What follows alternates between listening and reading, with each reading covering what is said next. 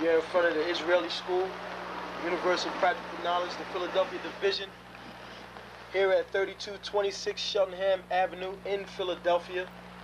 We're standing in front of the school right now, getting a description of the 12 tribe sign that's been painted by one of the brothers that was in the school: Judah, Benjamin, Levi, Simeon, Zebulun, Ephraim, Manasseh, Gad, Reuben, Naphtali, Asher, and Issachar. Those are the 12 tribes of Israel.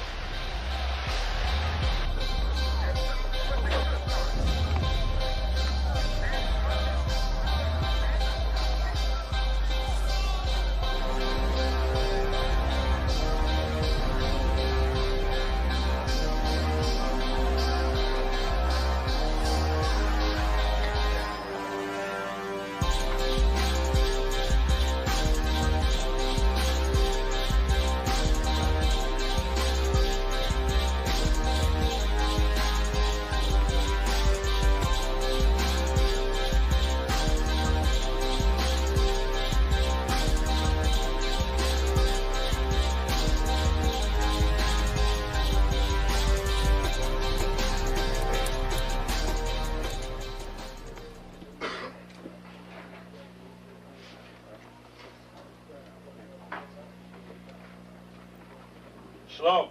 Shalom. You've been waiting for this day, so this day has finally come. A lot of you have been wondering where this knowledge that you've been hearing is coming from, and the powerful truth that you've been hearing, how this was established. Well, we finally were able to arrange for the priests to come down from New York and spend some time with us. And I'd like to introduce them if I can. These are some great brothers. We're very glad to have them with us. We want to make them feel as warm as possible, because this is their work and the extension of their work and what they've laid down some time ago. I'd like to introduce, first of all, priest and Sixth Shield General, 4th in command in the nation of Israel, Lahab. I'd like to salute this brother. March up. Barak.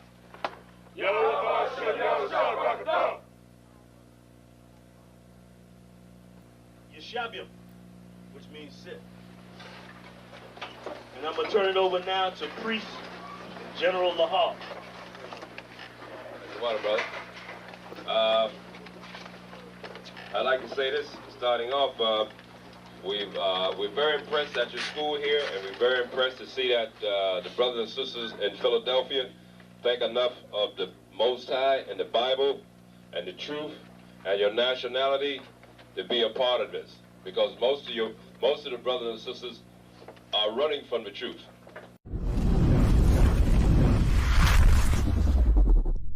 Shalom, Israel. It's time to come get your full dose of truth for the week. You got Mondays, history class, taught by Officer 500 Shariwan and Officer 500 Ahabawan. 7 to 9 p.m. Eastern Standard Time. Tuesday, you got Word to the Unwise podcast from 6 to 7 p.m. Followed by the main event, Captain and Priest Hadaria Allah, teaching scripture breakdown, the Bible like you never heard it before. 7 to 9 p.m. Eastern Standard. Wednesday, we got Priest and Officer 1000 Awaja teaching you all about the law. Tune in. 7 to 9 p.m. Eastern Standard Time. Thursday, you got myself, Priest and Officer 5000 Kazak Amoff, joined by Priest and Officer 500 Barak Yah, teaching you the Brotherhood class from 5 to 7 p.m. Friday, learn to speak in the Holy Tongue, the Lashawan Kodash class, taught by Officer 1000 Katab. 7 to 9 p.m. Eastern Standard Time. Shalom. This is to all Israelite groups and all Israelite communities and all breakoffs from One West and breakoffs from breakoffs from breakoffs from breakoffs. No matter what rainbow uniform you wear, red, white, purple and white, all white, it don't matter. You should all treat the ISUPK like your weird, misunderstood Sabbaths. You shouldn't do anything until you counsel with the ISUPK. We'll tell you when and what to eat. We'll tell you who to marry. We'll tell you who to have sex with and how. We'll tell you how to resolve conflicts with your wives. We'll tell you how to resolve conflicts with your kids, your brothers, your sisters, your parents, your friends, everybody. We'll tell you when and how to pray. We'll tell you how to direct your life in a way that's pleasing to the Most High God of Israel and our Black King Yahushua, aka Jesus Christ. We will be to you instead of a God. Just like the Most High told Moses in Exodus 4:16 that Aaron would be to him instead of a mouth and he would be to Aaron instead of a God, that's what we'll do for you. It is what you all need because none of you know what the fuck you are doing. I pray you understand. Shalom. Sorry, you want to? Yep. Test. Can you hear me? What's going on, We are the ISUPK under Commanding General Yohana. Started in 1969, 1 West, 125th Street, Harlem, New York. Right? We are here to teach our brothers and sisters. Those are the so-called Black, so-called Native American, and the so-called Hispanic man and woman who we are correctly according to this Bible, unlike your nasty, dirty ass Christian church. If you're not in the ISUPK, you're not in the truth. Sir, you got something? Yeah, just in what you said, listening to General Mayak on that intro. Yeah, I think we needed some inspiration. Yeah. You sound a little bit muffled, sir. Select 1 second.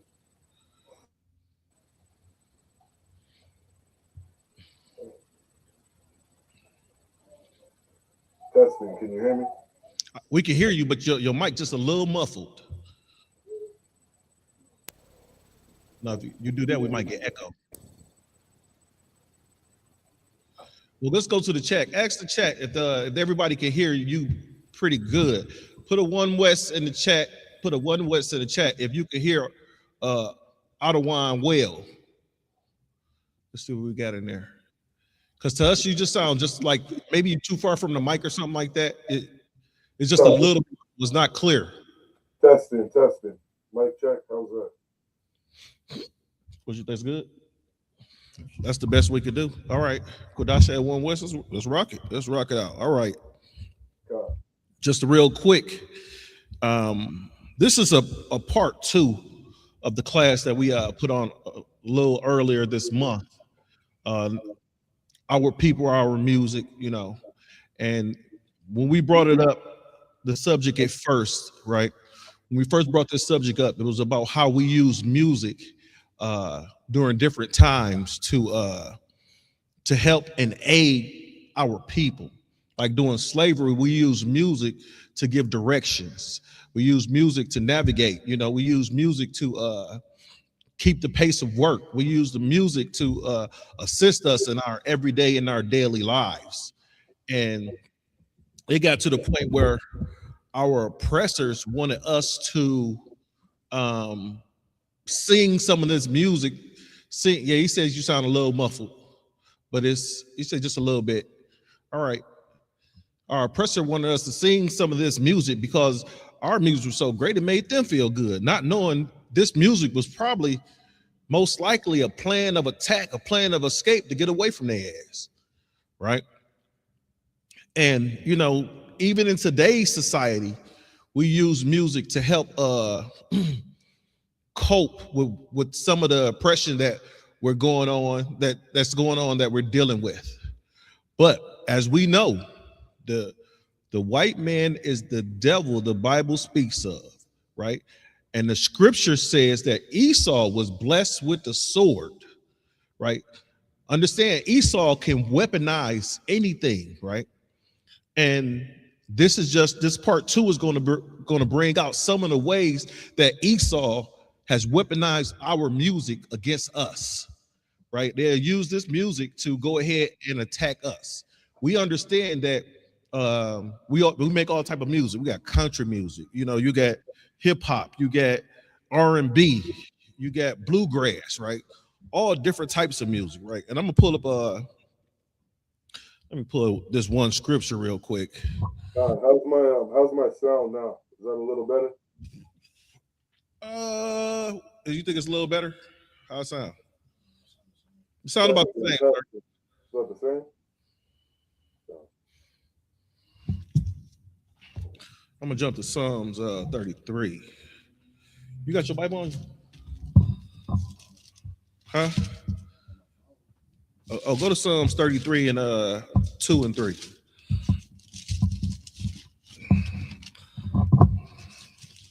Right. So this is what we, and some of these scriptures that I'm gonna pull out real quick. I just want to pull out maybe 2 or 3 of them, and I want to show you how and what our people did in order to what our people use this song for, right? What our people use music for, right?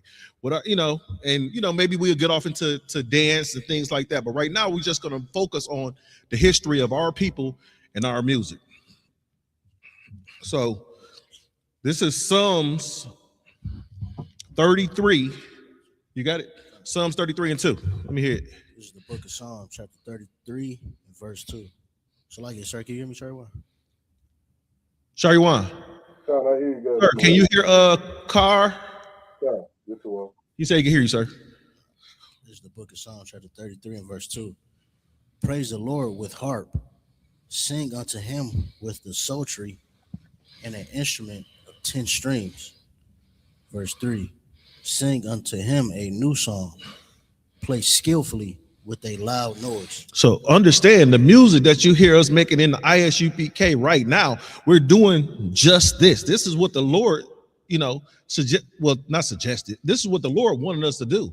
Use the instruments to sing unto the Lord. Use the instruments to praise unto the Lord. Now, if we look at music nowadays, tell me what artists outside the artists in the UPK that are using music to do just what this scripture says, right? Now, I know a lot of people gonna say, well, what about gospel music? That's gay. Gospel music is about hugging and touching and rubbing and loving on your God. No, that's not what God is a man of war. God don't want you niggas hugging and touching. That's why I ain't gonna say that. But God is not a homosexual. We don't serve a homosexual God. We don't serve a homosexual God. Want you all rubbing up against him, holding and patting his head and stuff. No, we don't serve that type of God, right? That's what they do with and what is it, Buddhism and what's that other one with the bitch with all the arms? Hinduism. That's what they do with Hinduism and all that kind of stuff. They want to be all up loving and rubbing and massaging on their God. No, our God is going to send out an order, and that order is going to be passed down from Christ through the angels, through Commander General Yohanan to us, right? And guess what's going to happen? We're going to follow those orders. That's how we serve our God, right? If you got a second, let's see. Go to James 5 and 13 real quick, and then we'll get back off into this. I want to get off into this letter, right?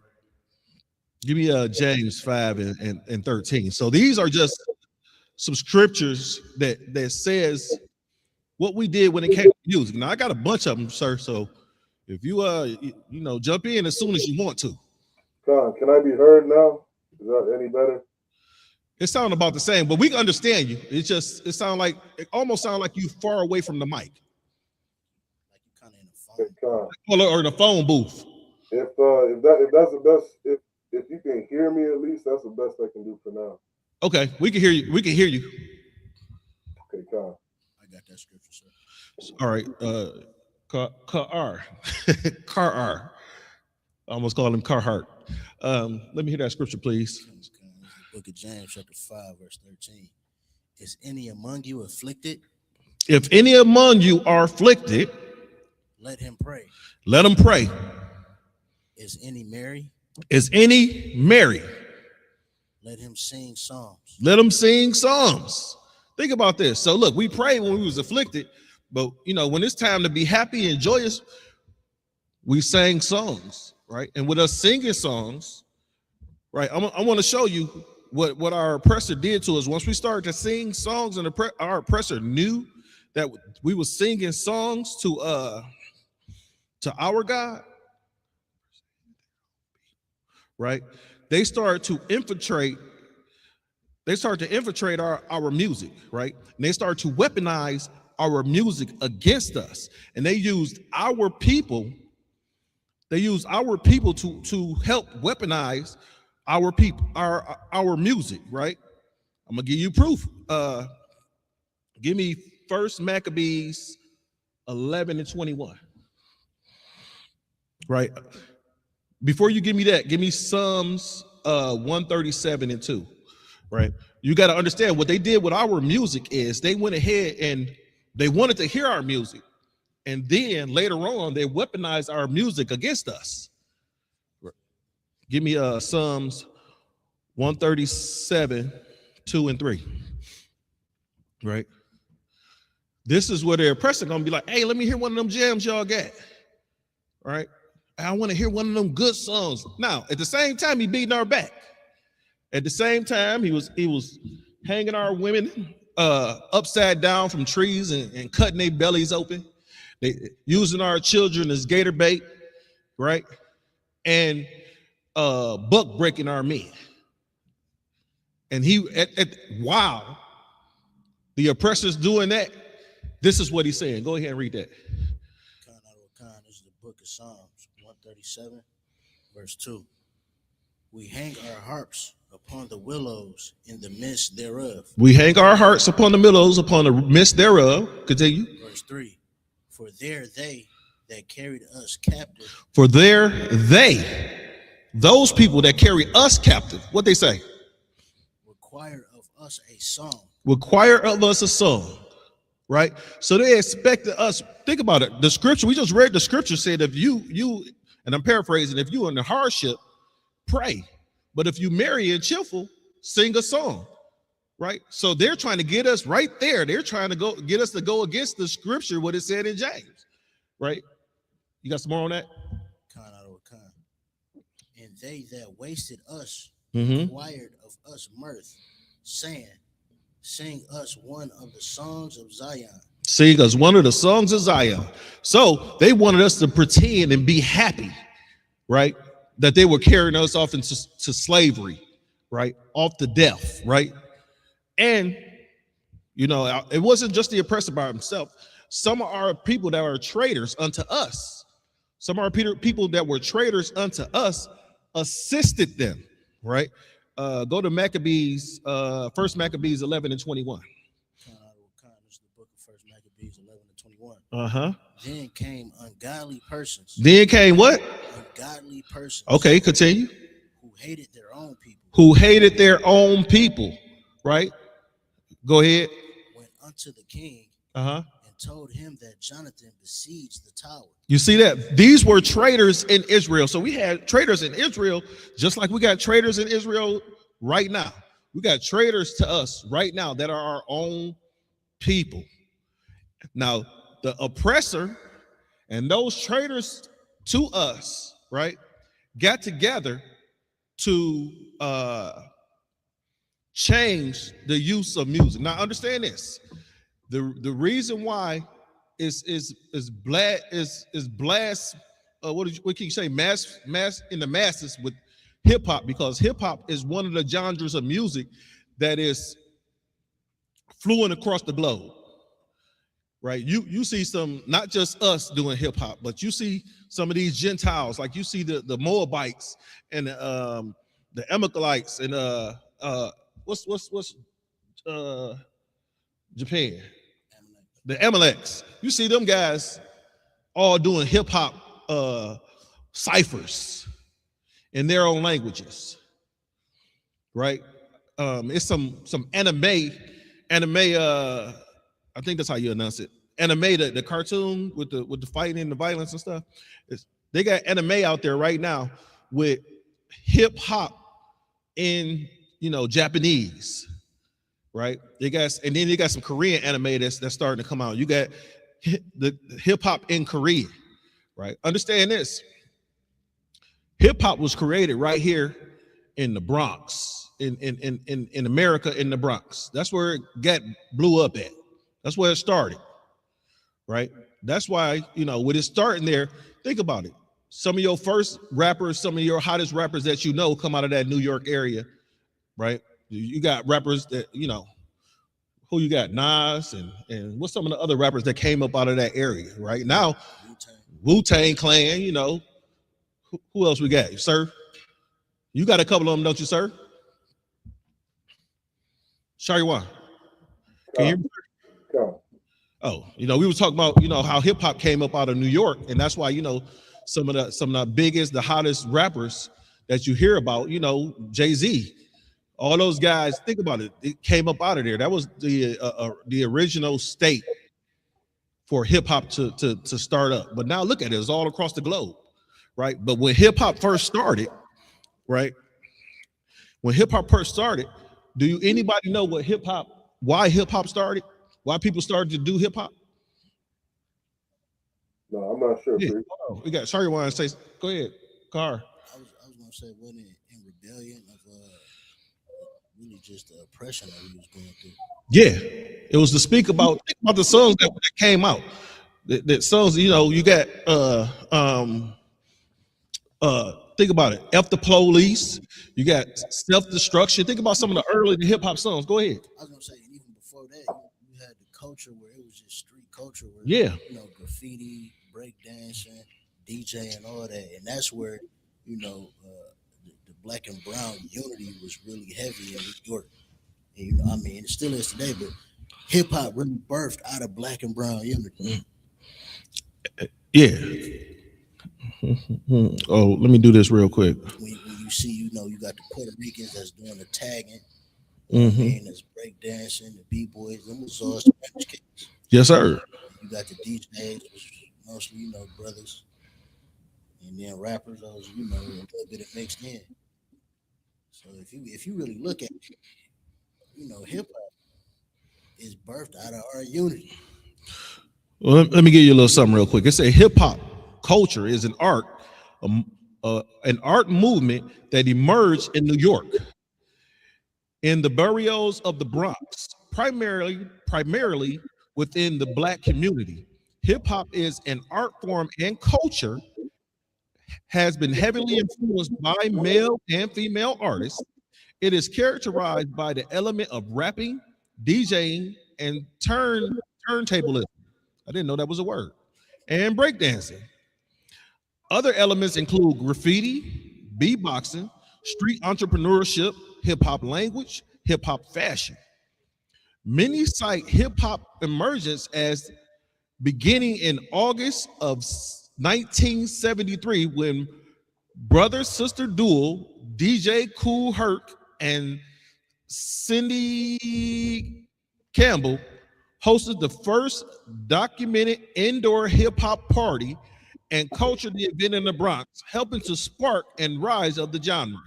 However, many hip-hop pioneers and historians contend that hip-hop did not have just one founding father.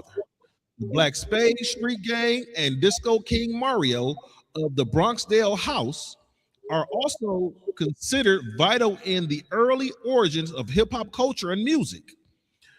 Disco King Mario hosted and organized outdoor hip-hop cultural events and park jams that predate DJ Herc 1973 indoor hip-hop party. Right? It says DJ Kool Herc was also among the attendees at Disco King Mario's hip-hop event, right? So, you know, that's how the thing started up. Right, that's how it started up, and then it was started to fight the, you know, they used it to fight the like you were saying, the oppressions and the injustices that were going on in the community by the government and policing, right? The government and policing. So you understand is that the governors and these policing units and these policing individuals. Let me know if we got any comments. I see some comments up there, right? So, but the policing that was going on in our neighborhoods, hip hop was one of the outlets that we use to go ahead and pass the message along. Think about it. Our ancestors did this, spoke orally and sung and in music to pass a message along, right, of how to protect ourselves, what to look out for, and things of that nature. You got something, sir? Yeah, Con, I want to jump in on something. If you could grab for me Matthew 5 and verse 13. Because, you know, a lot of what you're saying is so heavy. And there's a good underlying message in all of it. Yes, sir. Like, all throughout the scriptures, we see, you know, we understand that the nation of Israel are a peculiar people. You know what I mean? We're a special people unto the Lord. Deuteronomy 7 and 6 says we're above all nations on the face of the earth. You understand? You got that verse, Abu? I got it, sir. Go ahead and read that for me. This is the book of Matthew, chapter 5, and verse 32. But I say unto you. So, Slakia, verse 13. 13, Salakia. This is the book of Matthew, chapter 5, and verse 13. Ye are the salt of the earth. Ye are the what? Salt of the earth. Like, this is every Black, Hispanic, and indigenous, man. We are the salt of the earth. Like, we're the people that give the earth flavor. And, like, I want to bring it out that, you know, all the different things we brought out in hip hop and rap, how we influence this earth. It's because of our gifts, our talent, our capabilities. Keep reading. Con. But if the salt have lost its flavor, wherewith shall it be salted? Right. And if the salt loses its flavor, wherewith shall it be salted? What's that flavor? That flavor is the law, statutes, and commandments. Damn right. You know what I mean? Like, our culture is such a beautiful culture, and that it will save humanity from death. It will save the world from killing themselves. I saw videos of the nasty ass East Indians.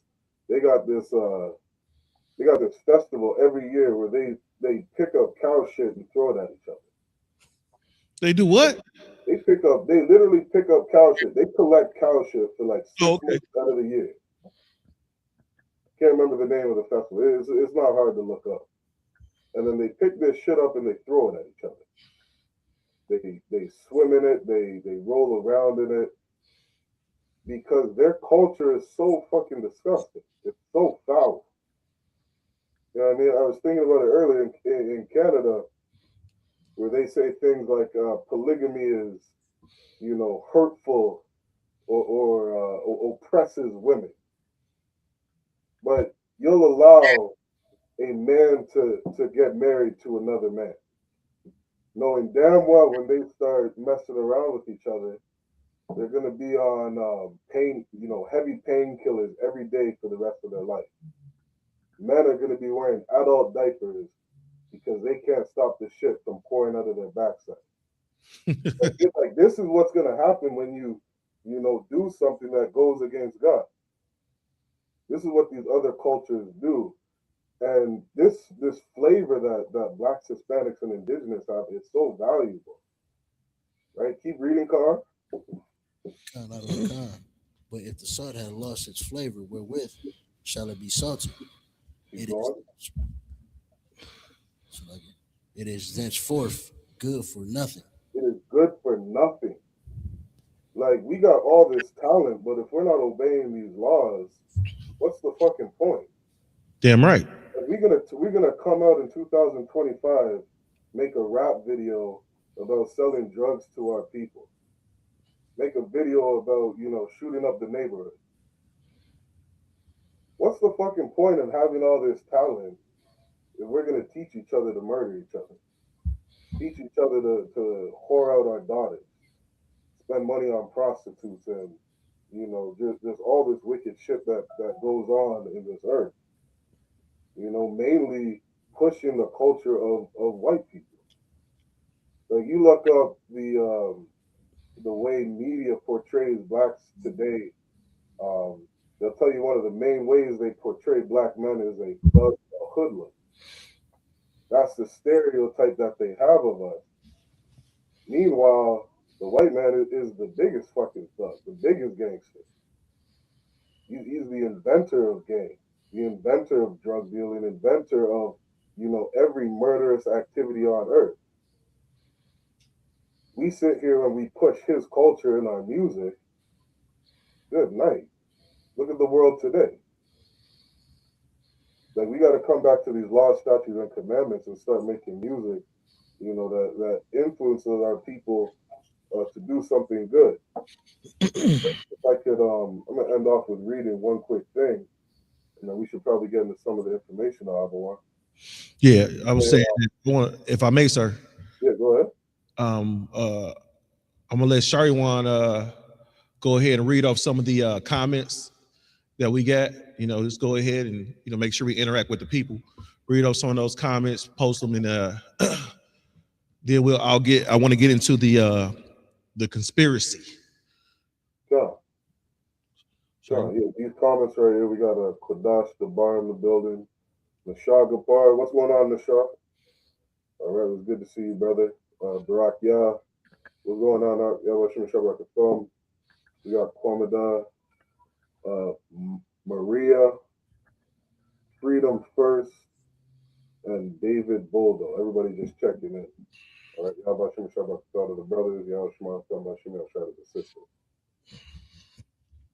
All right. Let's get into some of this information.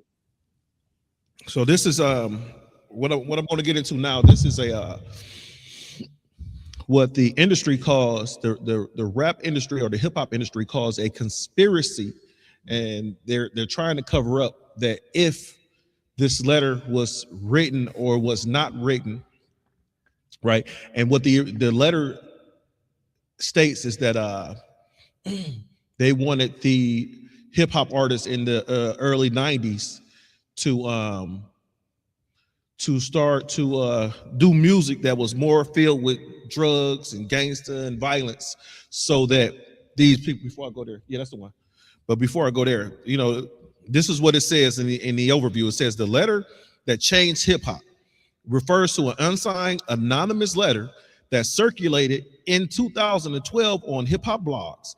It alleged a secret meeting between music industry executives and the private prison industry complex in the early 1990s to promote gangster rap, leading to the mass incarceration for profits, right? This is what the letter claims. The letter claims and the impacts. It says the alleged meeting, the letter claimed that it was in 1991. A powerful record executives were convinced to steer the direction of rap music towards glorifying criminal behavior, violence, drugs, and gangs in exchange for stocks in private prison companies. Now, these private prison companies wanted these prisons to, if they were to get invested into these prisons were needed to be occupied at a 90% level, right? So at a 90% level. So what they did was they said, hey, we got this hip hop that influences every black person in America, right? Let's use this hip hop to influence them to go to jail, you know, just paraphrasing, right? Let's get into the letter. Okay. You want me to read that, the secret meeting? Yeah, I'm about to get into that letter. I was just giving the overview of it, right? Yeah. It says more than, Slakia, sir? No, keep going. Say, what is the secret meeting that changed rap music? More than 2 decades ago, the notion of an alleged meeting described as a secret meeting that changed hip hop was first, Slakia, was first floated in a blog post. According to the anonymous sources, 25 to 30 movers and shakers in the music business conspired together in 1991 to create a prison pipeline of sorts through rap music. Now understand this, sir. You already got the, what's it called? The kindergarten, the prison pipeline, right? Is it called the kinder, or is it preschool to prison? Well, one of them, right? That's that conspiracy is affecting our community. Now you got this conspiracy that's on the music side in our community. So apparently, this oppressor, all he wants us to do is have babies and send them to prison. Mm-hmm. Yep. While subgenre of rap like gangster rap, hardcore hip hop are also known for violent themes, and imaginary rap as a whole is not inherently violent. Many rap artists explore a wide range of topics, including social, contemporaries, I screwed that word up, personal experiences, and storytelling without explicitly glorifying violence. Some studies suggest that a correlation between exposure to rap music and certain behaviors, but a casual link between music and violence has not been definitely proven, according to, I don't know what that nigga name is.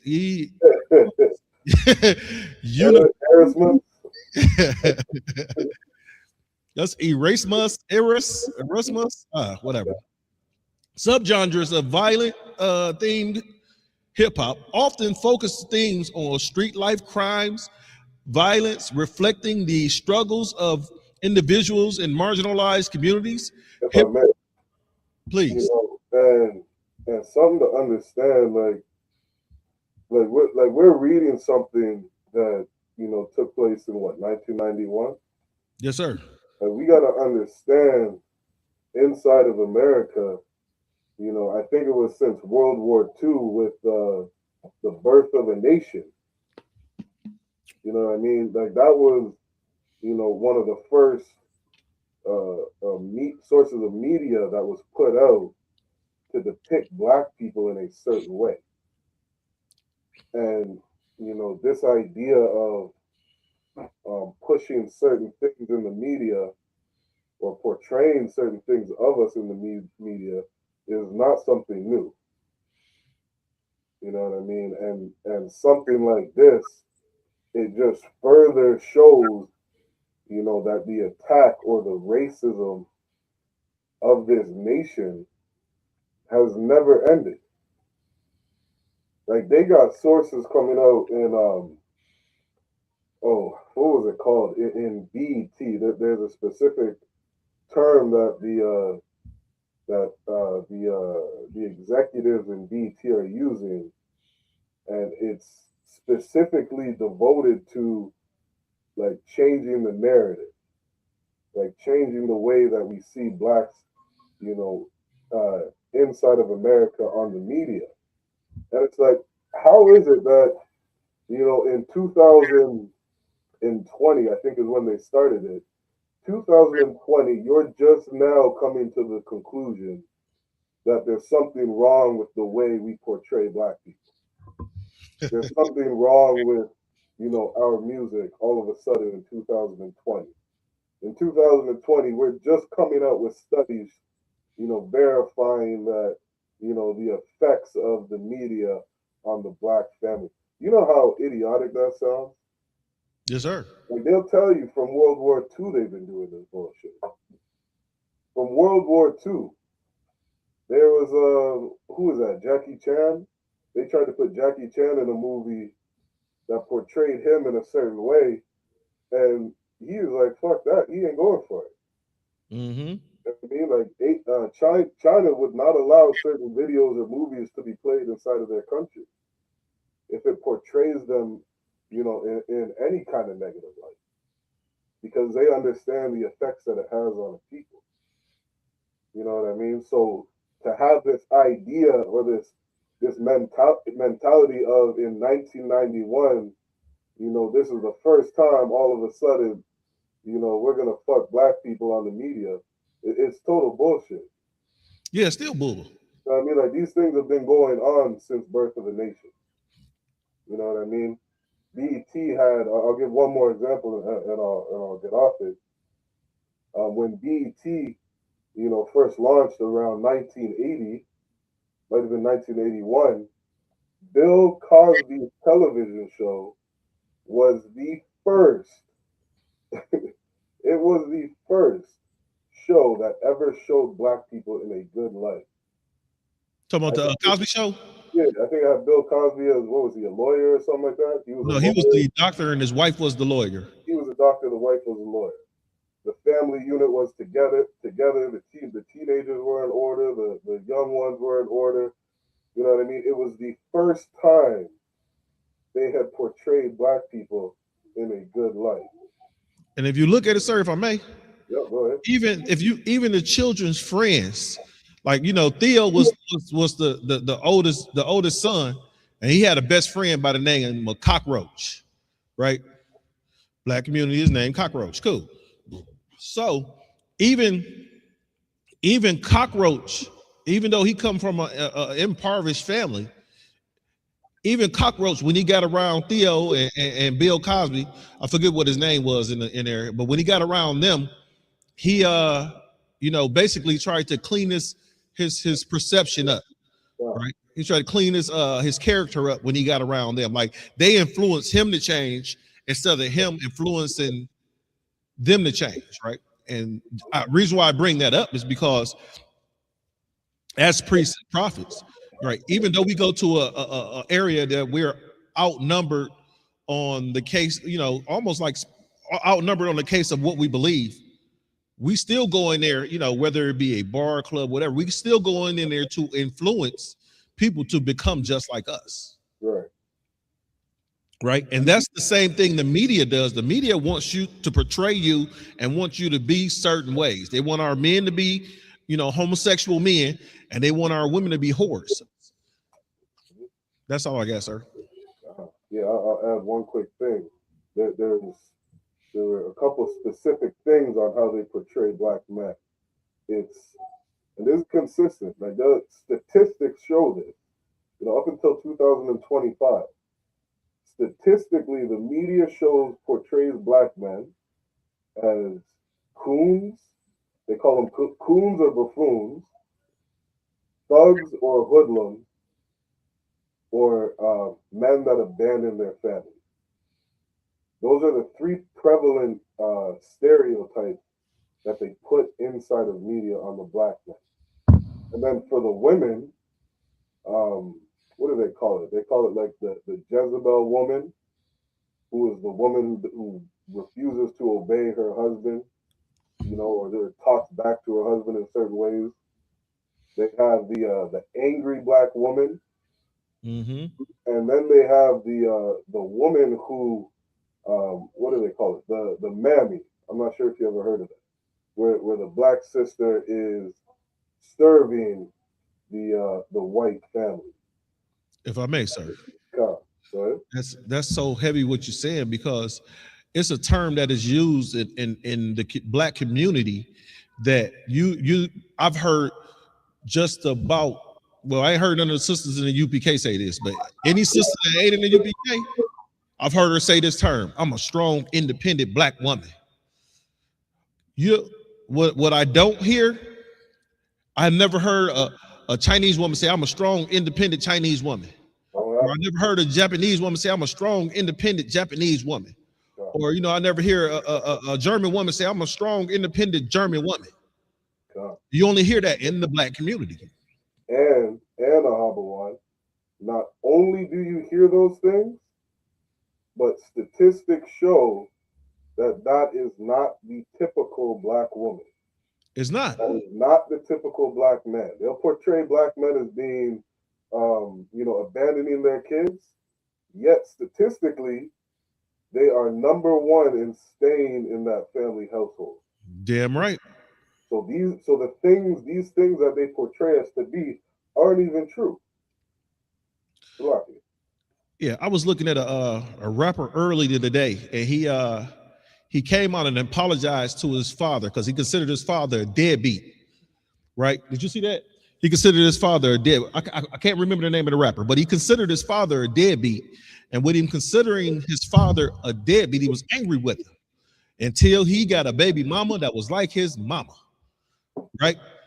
And he said he had to apologize to his father because he see through his baby mama, he understand why he left. Wow. Slim Jim, that was his name. Slim and Jim. Slim Jim, yep. He said He said, Daddy, I'm sorry. I don't see why you left this ruthless dog. he said, what did they say? We got some comments up there by Dave Buffalo, or what's the name? Just, ignore those comments. Oh, okay. He said ignore them. So look, sir, I'm if I may, I'm gonna jump down deeper into this. Yeah, let's get it. It says the meeting was held at a private residence on the outskirts of Los Angeles. Right, I jumped down a few paragraphs. It says, I remember about 25 to 30 people being there, and most of them familiar faces.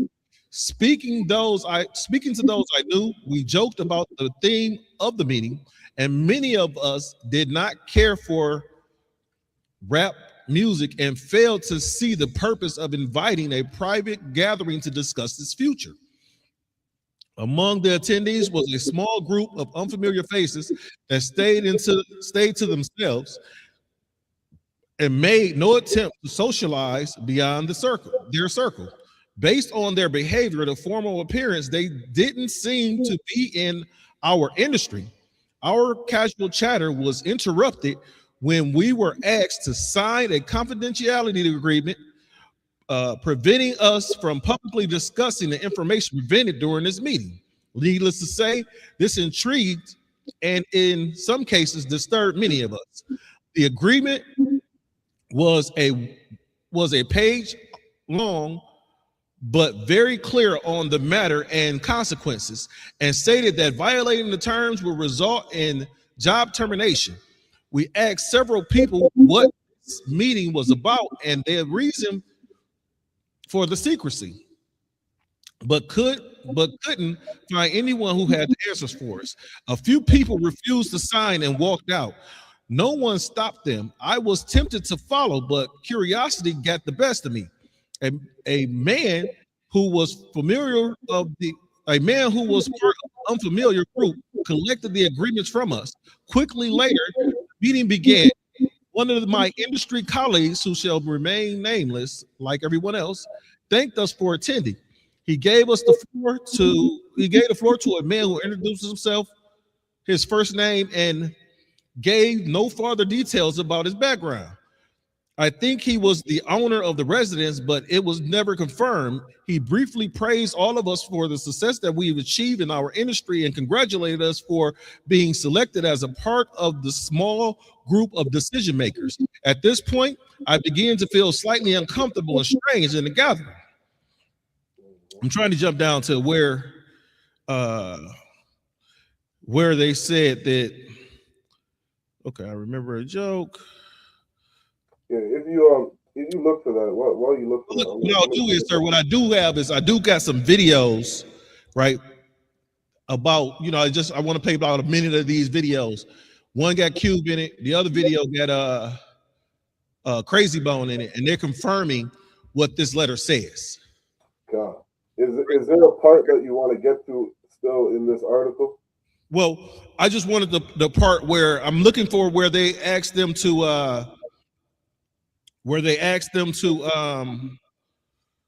help push more violence in hip hop.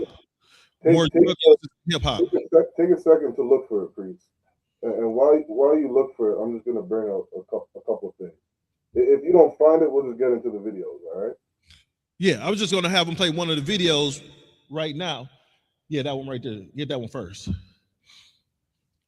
And he speaks about it in the first couple minutes of the video. That's Crazy Bone from Bone Thugs and Harmony, sir.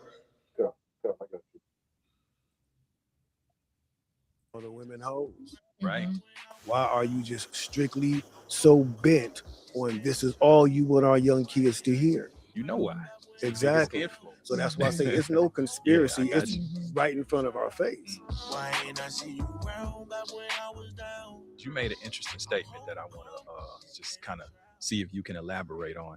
You said that you I know you had said somewhere, I think it was on your podcast, that there was a big meeting, with the record labels in terms of and basically the record labels and the owners of the prisons are in cahoots. They're the same people. Yeah. You really believe that's a thing? Man, yes, it could be. There's a lot of big corporations that have Pause it right there. ownership. Pause it right there. Now you got to understand this. He can't, because of the contractual agreement that makes his money, he can't put names out there. Right. Right. He can't do a lot of things, right? Some of these basketball players and artists got agreements where they can't go back to their own hoods and redevelop, right? With real estate and stuff like that, right? So he has to speak vaguely. He has to speak vaguely when he brings up this issue. Go ahead, Carr. It's rich black people that got ownership in prisons. Right. They just don't go around. Pause right bragging there. about it. That's, He that's said one it's big black move they people don't- that have what? Back it up. Watch what he said. He said it's black people that got interest in prisons. in prisons. It's Mhm. it's rich black people that got ownership in prisons. Right. Pause right there. Remember the scripture said our own people turned against us. Right? Right there, that proves right there. Well, I'm not saying he proves the scripture. What I'm saying is that this scripture is proving that we have our enemies. Some of our enemies are our own people. Go ahead. They just don't go around bragging about it. That's one big move they don't go around bragging about. You know, bro, it's no secret, bro. Yeah. Like, you know what I'm saying? So it's like, So you feel as if basically Let's pause that video. Bring up the video with Cube. No, it's not that one. We can bring up that one last. Nope, not that one. He's on a talk show with what's the guy's name? He's on a talk show with I can't remember the guy's name. Hold on, let me see if I can find this video. So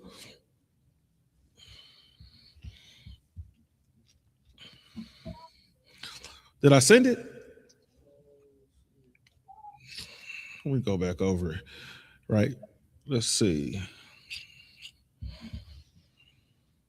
Well, don't worry. Go to the podcast, the conspiracy against hip hop.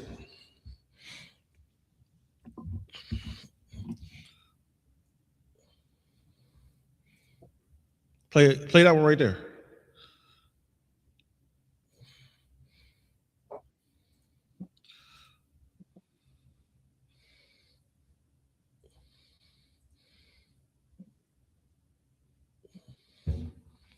Yeah, so you know, our music is being used to attack our people. Think about it. It's telling the young lady that go back down, go back down, go back down. One more. Yeah, that one. That's one of the longer ones too. So this one you could skip to hit play. Heads up before we begin. This podcast is explicit in every Back in the spring of 2012, his first name started pitching the room. No, back to the video. He might have sounded explicit in every way. back in the spring of 2012, somebody took the time to generate a Gmail account. Username, John Smith. The address, industryconfessions@gmail.com. They composed the message with the subject line, "The secret meeting that changed rap music and destroyed a generation." And on April 24th at 1:30 p.m., hit send. That unsigned letter claimed to document a secret meeting back in the 1990s that joined two of America's most powerful forces, the music industry and the prison industrial complex. Pause right there. It described a close. Now, what you got to understand is when she say two of the most powerful industries in America, understand that the two most powerful industries, they got to be making the most money, right? They got to have the most clientele, right? So music and hip hop goes right. Music can put individuals into a trance and have them doing things that they wouldn't, perform things they usually don't know. You usually don't do. You will see some women in out and about, and a certain song will come on. These could be the most modest women and a song will come on, they'll drop it like it's hot. That's the influence of music. So if they believe that if they could get a woman to drop it like it's hot, when a certain song come on, I could go ahead and get a young brother to go ahead and shoot his brother when a certain song come on. Go ahead. Closed door meeting. with a small group of industry insiders held at a private residence on the outskirts of LA. Years about, how they felt the music went from pro-black to, man, pro-crack. Pause Okay, right there. Rodney. Right now, this is what we're saying. What changed the music from going from pro-black to pro-crack? Right? From keep your head up to kill your brother. Right? What caused the music to do that? Why would you do the music like that? Because you use it to weaponize it. You used it and you weaponized it to aim and bombard a certain individual or a certain group of people. You got something, sir? Kahar, you got something? Adawan, you got something? Yeah, I want to bring something out, but let's finish this video first. No, this is a long video. It's just certain aspects of the video I wanted to hit. I got one more video too I want to show. Let me. I'm gonna bring something up just to support this topic, because what he said is so heavy, and it has such an effect, on our people. I'm gonna share my screen really quick, and I'm just gonna read a quick part of this. This was a little bit bigger. This is from the National Center for Biotechnology Information. Okay, and it was titled the Racial Media Microaggressions Impact on Black Adolescent Mental and Behavioral Health. Okay, and the plain summary of it, it says media use is a meaningful occupation for adolescents. Media use includes activities such as watching online videos, television, reading ebooks, magazines, or online articles. It is important to understand how media use may impact health, especially among marginalized groups who may experience discrimination because of their race. Through the media, this study explored whether exposure to racial media microaggressions, a subtle form of racial discrimination, impacted mental health and behavioral health, depression, anxiety, aggression, cannabis use among a group of Black adolescents. So basically what they're saying was microaggressions in the media was especially affecting young Black adolescents. And it was affecting them mentally in their depression, anxiety. It was affecting them to the point of making them more aggressive. And it was encouraging them to start the use of cannabis. Now, the reason I'm bringing that up because, Ka'ar, if you could, pull up the definition of microaggression. Pull up the definition of microaggression and read that. Because what is it that we see inside of the music?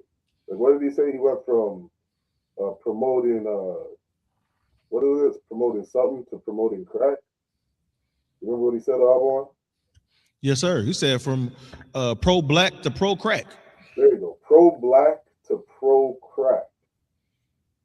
Like being pro-black, you know what I mean? Like you're encouraging all the successes of your culture. You know what I mean? That's something that BET will claim that they do. They got the BET Awards. Mm-hmm. What are those BET Awards? It's about promoting Black success. Hey, this artist was the best artist. This was the best actor. Best musician, best whatever. You know what I mean? Best actor, best comedian. They're trying to promote Black excellence. They're being what you would call, or quote unquote, say pro-Black. But you got that definition, Carl? You want me to read it, sir? Carl, go ahead. It says a microaggression is a subtle, everyday comment, action, or environment cue that communicates a negative, derogatory, or a hostile message towards people from marginalized groups, often unintentionally revealing underlying bias about race, gender, sexual orientation, disability, etc. Now check this out, Hubble One. The black household, and check out these statistics. On average, the average African American consumes 16 and a half hours of media every day. Damn right. I think that the teenager consumes is something like 7.5 to 9 hours. An 8 to 10-year-old consumes is like 5 or 6 hours every single day. And that microaggression is happening every single day. Every day, you're listening to some hip hop music promoting crack, being pro drugs. You know what I mean? Being pro unaliving each other. Being pro these loudmouth black women, being aggressive and uncompliant. You know what I mean? Being the black household being destroyed, showing us in these quote unquote reality sitcoms where our household can't get it together. Yeah. They show these microaggressions every single day. And these microaggressions, they're affecting you to the point of, and so you know how many times I've heard you read this in Hopawad in class? Say it again. You know how many times I've heard you read this in Capadire's class, scripture breakdown class, about one of the reasons for cannabis use? It's from microaggressions. Yeah. Like, you're going to turn into a drug addict because all you see all day long is your people in a negative light. That's all you see. And this is what, what's it called? Programs like BET are responsible for. They play nothing but this music every day, all day long. I heard my Shaw say that the other day. You wait till midnight. I remember being a young kid. You wait till 12 o'clock at night comes and all the filthy fucking music in the world comes on. Yep. You know what I mean? Do you remember Slakia, sir? I was just gonna say this is what we consume. Go ahead. Do you remember the program The Box? It used to be able to call in, and you call in, and for a certain amount of money, they'll play whatever video you want to play. Right? So at certain times of the day, we'd get out of school and we would watch The Box because there's music videos on there, right? But depending on who calls in, who you might see 4 or 5, you might see a song played 4 or 5 times in 3-4 hours, right? And they had us believing that everybody wanted to listen to Luke Skywalker pop that P, and that's what folk was calling in for. No, that's what you want to influence in it, because guess what? Now you can play this and it's considered like it will be like today's it would be like only subscribing to OnlyFans for music, and you can suggest the songs that you want to hear. So when that came out, all you heard was shoot a nigga, kill a nigga, pop that, throw that. You see what I'm saying? That's what I'm like. Wow, this is different music, because I'm used to listening to music and being born in the late 70s. I listened to music in the 80s, right? And the music changed from the late 80s to the early 90s. The music changed, right? We went from listening to songs that was 911 is a joke to it went from 911 is a joke to fuck the police to now I'm gonna shoot my nigga. Right, that's how the music changed. You got something? Yeah, I was gonna say, and when you look back on it, a lot of the music back then was a lot of storytelling. It was a lot of journalism. You know what I mean? Yes. Where now today it's glorification, and it's it's like envy of a lifestyle that's destructive to our people. So it's not just telling a story, which what it used to be. You know what I mean? It used to be something that, you know, we had know how a brother living in LA. You know what I mean? Like, even though it ain't good, but we know, you know, they got this over there, they got that over there, and it's not glorifying it. It's just showing how they live. But now it's like a straight up glorification of it. There's some brothers dead and in jail right now. What's the young rapper? Fulio. He made a song about how he rolled down on his ops. And guess what happened? The song said he rolled down on his ops on his ops birthday or something like that, right? And then they rolled back down on him. Ain't none of them alive now. What's so evil about that situation? The brother made a video at the gravesite of a person that, you know, that died, that's from his, you know what I mean? Like, it's just pure wickedness what these brothers is doing out of ignorance, where they are telling on themselves first of all, and then they are talking about real life situations, and, you know, degrading the dead, you know, and just doing a bunch of wickedness. You know what I mean?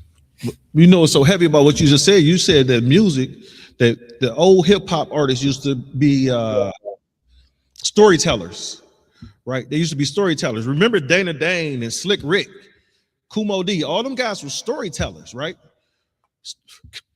Kumo D wrote a song about I go to work. I ain't heard a nigga write a song about working since. Kumo D wrote a song about to work like a doctor. That's what it said. It said I go to work like a doctor, right? That when I was younger, I'm like, man, maybe I should be a doctor.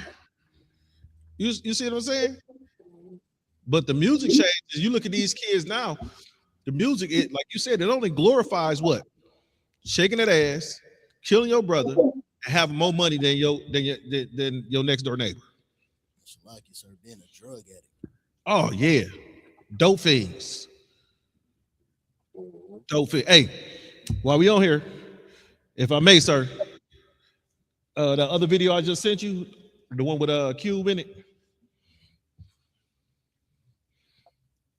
right? And this, like I said, you know, Israel, we're showing you how the white man has weaponized. Think about this. What's the most dangerous place for a black person to be? Mother's womb. In the mother's womb, right? Because the white man has weaponized the mother's womb with abortion. Now, this is how this devil has weaponized your hip hop. Hit that play button, please. Who benefits and profits off our bickering and our division? You know, it's like follow the money. Pause it. I don't know their names. He asked you a question. Who profits off of Black, Native Americans, and Hispanics bickering and arguing? Not Blacks, Native Americans, and Hispanics, not us. We don't profit off our arguments. We don't profit off of destroying one another. Right? Play. But if you follow the money, you go high enough, you start to see, okay, you know, this is an industry. Okay, let's take rap music. Let's take it. Same people who own the labels own the prisons. Pause it. So the same people that own the labels own the what? He said the prisons. And with the same people owning the labels that own the prisons, what do you think these people that own the label want? They want to make money from this label. What do you think these people that own these prisons want? They want to make money from these prisons. So how can I combine? Look how diabolical this devil is. How can I combine my industry over here, my music industry, and get that music industry to funnel me some more money into my prison industry? Hit that play button. So Literally the same people? Literally the same people who own the labels own private prisons. So, you know, it seems really kind of suspicious. If now, the reason why I'm pausing it, understand this. How does Ice Cube make? This is why This is why these actors and these entertainers cannot be your leaders, right? The Bible says that our gates are languished. This is why they can't be our leaders. Ice Cube make too much money in this music and this media industry, right? So the same way Crazy Bone did, he has to watch what he says and beat around the bush, right? What you got to understand that don't nobody pay the ISUPK, so we say what the fuck we want. We say what we want, right? We call that devil a devil to his face, right? Cube can't do that. You know why? Because that devil keeps him at that level of stardom that he has. Because at any given point, that devil could say, "What, nigga, you ain't worth shit, right?" And cut him. They did it to, what was his name? Nick Cannon. I was gonna say they did it to him too. They both broke him. He said something a little out of line, and he kind of stepped on us and made him apologize for it. Yeah, if not, he getting canceled. Play. You want to say that word, that, you know, the records that come out are really geared to push people towards that prison industry. Run that back. But they didn't make. Run that back. Listen to what he said, right? So when you think about your artists that's out now, Lil Wayne, Lil Nas X, when you think about that Big X the Plug, all right, when you think about those artists who are not out now, this is what's going on. He play.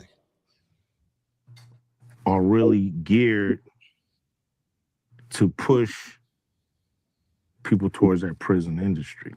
But they didn't make you write those. Now look, hold on. And this is why I'm pausing it right here, because I want to hear this guy's question. This is what he's gonna say, right? He's gonna say they ain't make you write it. They ain't make you write it. But if you don't write it, you don't get no money. You don't get produced. You don't get to do the shows. You don't get the fame, the stardom, and stuff like that. And those are the true sellouts in our. You got something, sir? Those are the true sellouts in our community. When you got, oh, go ahead, sir. Keep going. Oh, those are the true sellouts in our community. Just because the brother go out, sister go out, get a couple of degrees and move up out of her neighborhood, right? Trying to better herself. I understand why I wouldn't move about my neighborhood, but I understand what they're trying to do. You can't really call those people selling out. They're trying to better themselves. This guy right here got enough money. Him, the Ice-T's, the Ice Cubes, the Waynes and the Jay-Z's, they got enough money to buy the whole damn hood and bring it up. Beyonce is a billionaire now. Jay-Z is a billionaire now, right? They are two of the highest financial producing individuals in the music game right now. They make the most amount of money in the music game, Jay-Z and Beyonce, and they're married, right? So, you know, some people would consider that a financial power couple. But after Jay-Z sold all that dope in this community, right, and Beyonce shook all that ass, they should go back to their communities and do something. But the industry got a chokehold on them because certain individuals have contracts where they can't go into their own neighborhood and bring up that community that they destroyed, getting to this fame and stardom. Go ahead. Gotta hit Those lyrics. It's not about making somebody write the lyrics. It's about being there as guardrails to make sure certain songs make it through and certain songs don't. Run that back. Right. Pause it. Lupe Fiasco, is that his name? Wrote a song about a skateboard. What's it called? Push kick something, push kick, whatever. Right? Wrote a song about a skateboard, right? He's an artist. You don't hear his music going mainstream. Another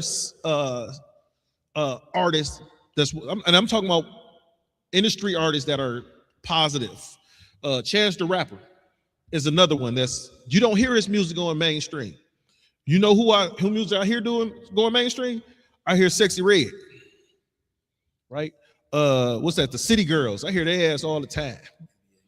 NBA Youngboy, right? Fotu Dub. That's what I hear on the mainstream. You don't hear, there is not a positive hip hop, what's it called? A positive hip hop, let's say radio station. Not even on, if you got, what's that, satellite radio? Not even on satellite radio. Go ahead. It's not about making somebody write the lyrics. It's about being there as guardrails to make sure certain songs make it through and certain songs don't. Certain flavors are exposed on the record.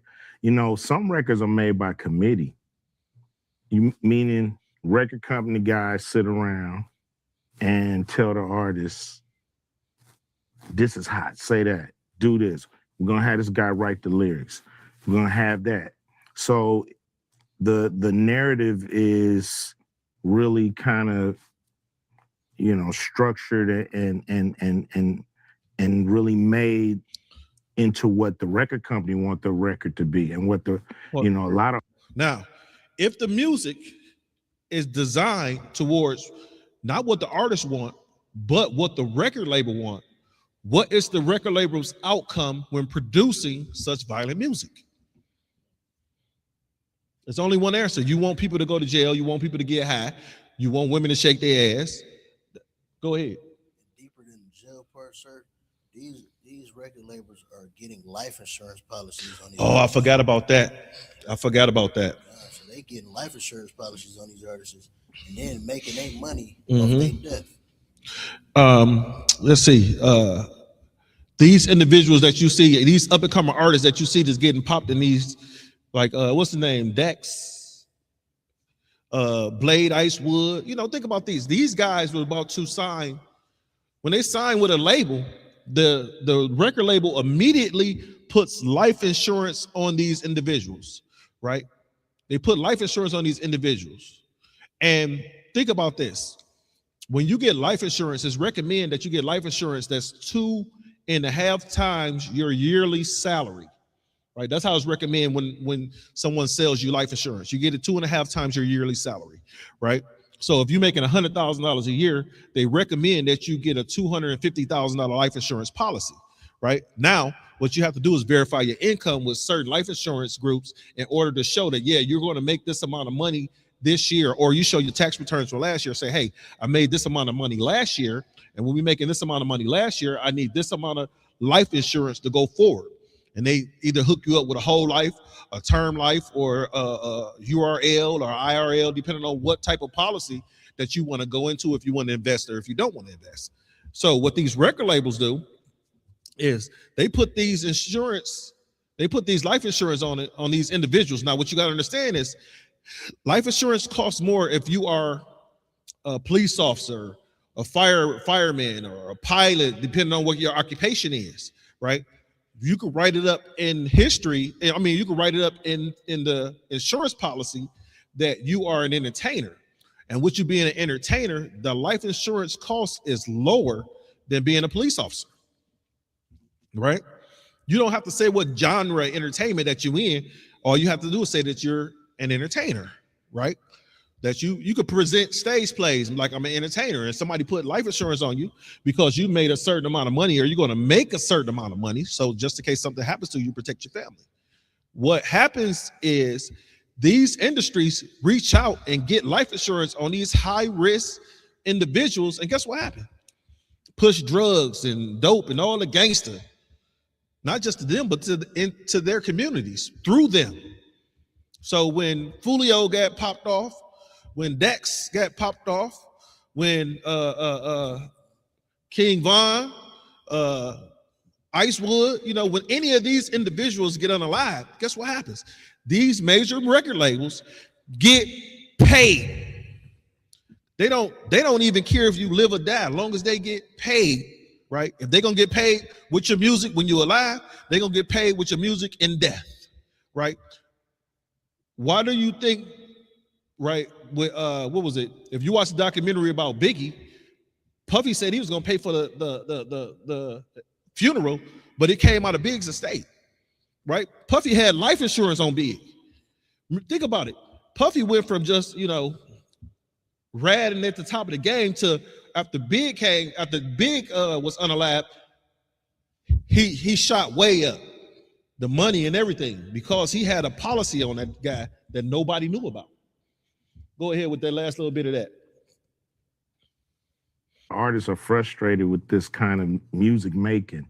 A lot of people, artists are frustrated with doing this type of music because you really think about it. When you're an artist, you want to celebrate and push out what you know about, right? But these record labels, because they're tied to these prisons, are pushing you to make a certain type of song, make a certain type of music.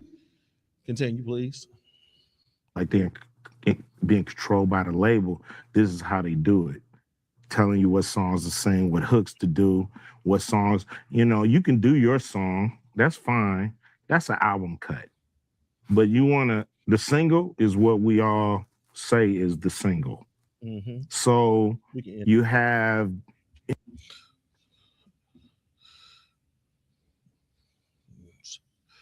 Yeah, we go ahead and that. Shariwan, sir.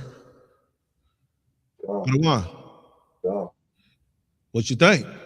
Yeah, that's some heavy information. I wanna read something interesting. Can you pull that video up one more time and bring it back to the start?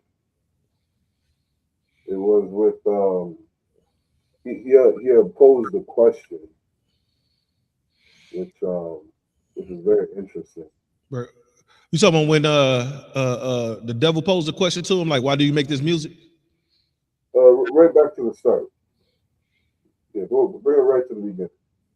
Just let it play.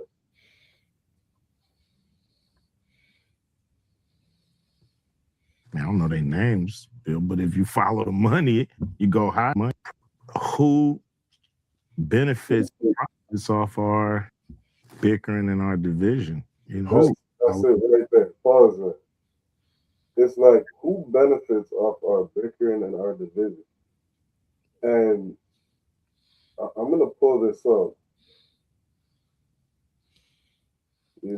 Just to add on to some of the points you brothers are making. And this is kind of the for anybody that doesn't know. What's that brother's name who started BET? Richard or Robert or something like that. To start BET? Yeah, the brother who started BET. I'm not sure, but I know Viacom owns it now, I think. God, it was a brother named Robert or something. It starts with an R. He's actually the first black billionaire in America. So like you said, his name Robert L. Johnson.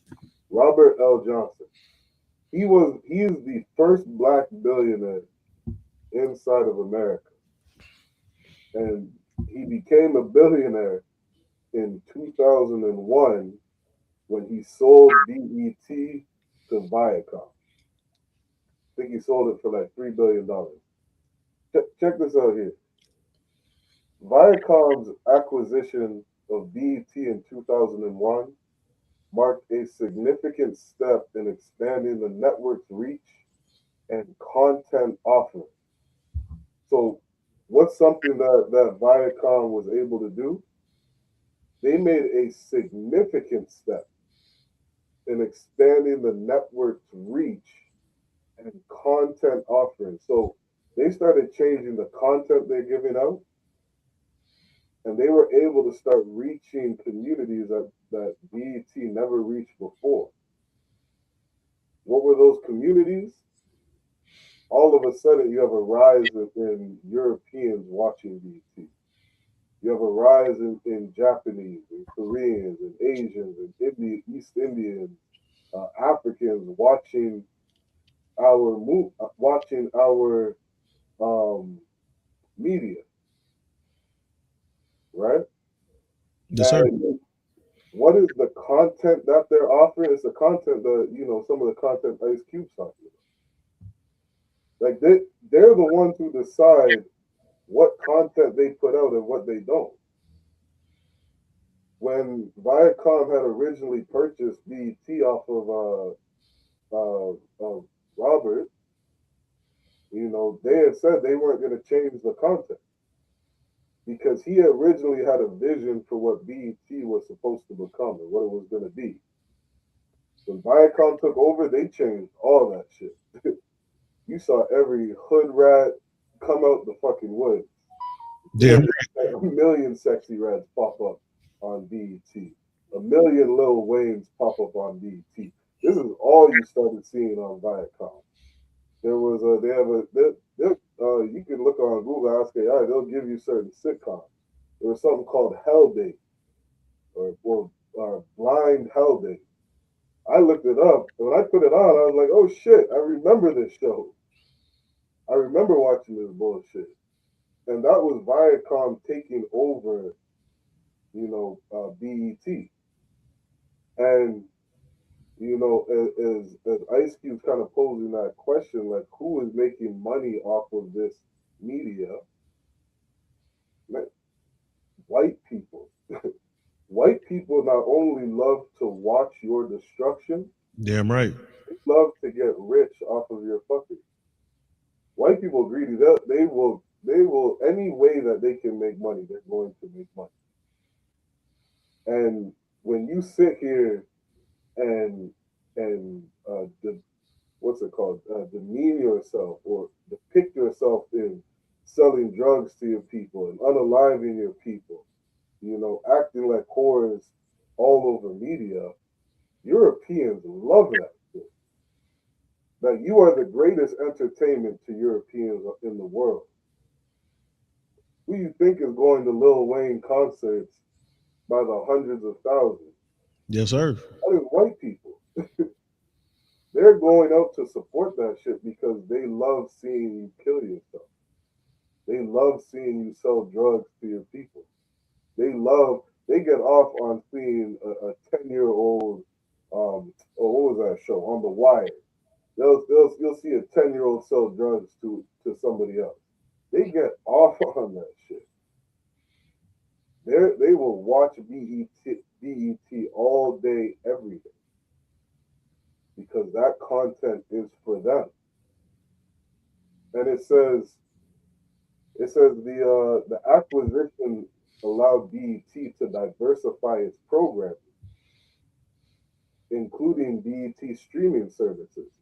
Now, what's so diabolical about that is Viacom starts putting out this content that demeans our people.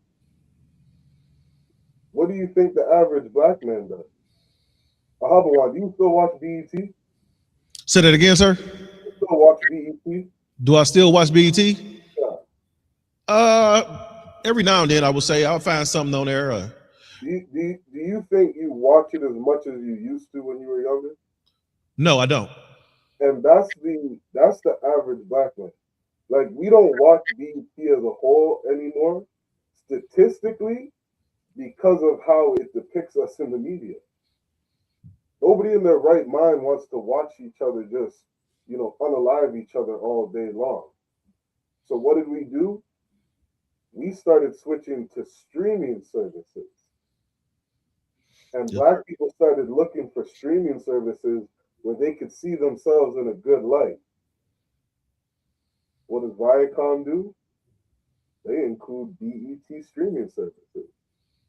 So now you go on Netflix and Amazon Prime and Tubi and whatever else, Viacom is there. If I may, sir. Yeah, go ahead. What's so heavy about what you're saying, how they depict these people and depict our people in bad light and depict their own people in a good light, is that there are shows on BET that depicts rich families, and every time you see a rich family, they always into some like some drug dealing or some illegal gambling or, you know, robbing and unaliving one another.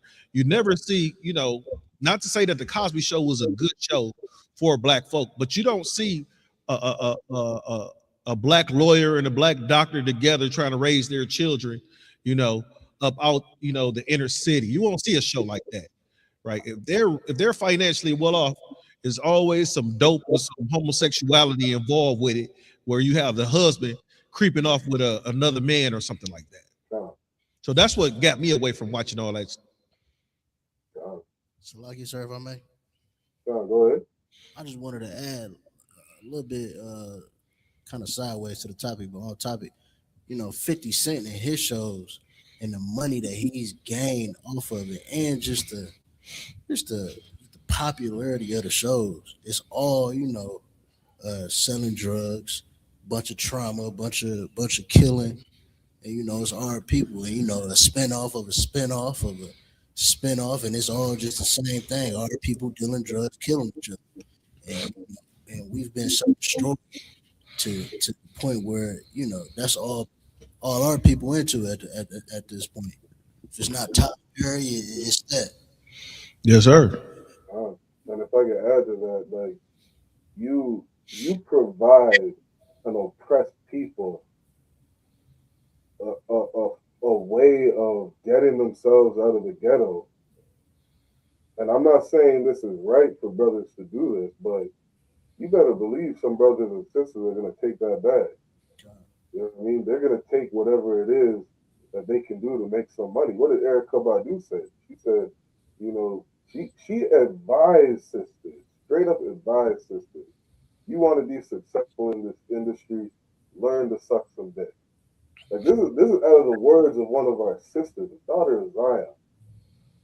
And it's like we're so destroyed in this place, you know, we're willing to do anything to get the money.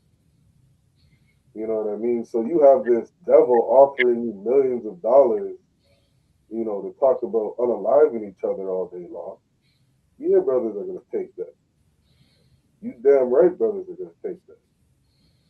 And we don't understand that we're sitting here in a place where, you know, like what did Christ say? I sent you as sheep amongst wolves. Yes, sir. You know what I mean? Like we surrounded by a bunch of people preying on our destruction. Literally preying on us. You know what I mean? What does it say in the Ecclesiasticus? Like what fellowship does a sheep have with a wolf? You know what I mean? Like those two things don't go together. When they do is destruction. That's it. Like what they say out in Chicago, Martin Luther King's dream is our nightmare. Like you integrate a people into a society of other nations that are preying on you, and you're sitting here at the bottom of society with no military. You know what I mean? Like we have no good quality leadership. Families destroyed, been oppressed, just coming out of slavery for hundreds of years. Every chance we get of building something, they destroy it. Black Wall Street, Rosewood, you know, all Tulsa, Oklahoma, all these different places where it's like we've never been allowed to catch a foot or kind of, you know, build ourselves up in this place. And then you sit here and, you know, offer all this money to rap all day long about destroying each other. Yeah, brother. You know what I mean? And we don't have enough sense to know that these people that are around us is our enemy. Is. You know what I mean? They are our enemy, full out enemy. And if you understood that, why would you ever do business with your enemy? In the sense of, this is somebody I trust, you know, that's gonna take me out of this condition I'm in. You know what I mean? All the contracts that are professional athletes sign and different things like that, thinking that we're gonna go trust this man, you know, with our life. You signing a deal with the devil. Sold your soul. Go ahead, Arnold. I said you sell your soul. Think about it. You know, when you make that deal with the devil, and our artists, they don't understand that. And our people don't understand that our artists, these artists that are so-called leaders in the black community, one thing you don't see is you don't see white entertainers leading the white community. You don't see Chinese entertainers leading the Chinese community. right? You don't see that. You only see in the black community, and when I say black, I mean black, Native American, Hispanics. You only see the entertainers, right? Think about what entertainers are. Court gestures. You see the court gestures leading the people? No. That makes no damn sense. You only see that in our communities, man, where the entertainers are leading the people. And the thing about it is, the entertainers have already, like you just said, they sold out to the devil. So now you following the leadership of an individual that sold out to your enemy. Where is it going to lead you?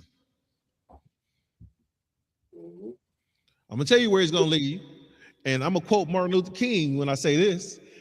He's going to lead you into a burning house. Then King, right before they assassinated King said, I feel that I've led my people into a burning house. No, nigga, you know you did. And you did it because you wanted some white poom poom. Please. On that point, like with the other nations, like you see even like Jackie Chan, he's never played a villain. And then this a point I heard, the men above me, make before. But he know in his culture, it would be a shame for him to play certain roles. So you only seen Jackie Chan in the superhero, good position where he's saving a day. He's never been a bad guy, killing, kidnapping, raping, or drug dealer. He's ever only played good roles because he know what it's like, to be a Chinese man and representing an entire race of people. You know what? And the piggyback off of what you're saying is that our people don't understand who's the good guy and who's the villain in movies anyway, right? To prove it to you, Megatron was always looked at as the villain. Think about it. Megatron was looked up as the villain. What was Megatron trying to do? Save his race, save his people. Optimus Prime was the damn traitor, right? Megatron was ready to do anything to save his people, right? He was following the laws of what's the name of Cybers, whatever Cybertron. He was following the laws of Cybertron in order to save his race of people, right? Optimus Prime went against that and didn't do anything to help because they could have restored Cybertron. Megatron didn't try to stay here on Earth. He wanted to restore Cybertron. So who was the villain? The actual, the good guy in that? And I got 1,000 more. But since you don't watch movies, I can't bring those up. Because you don't never get. I'm glad Kahar here today because now he get my movie references.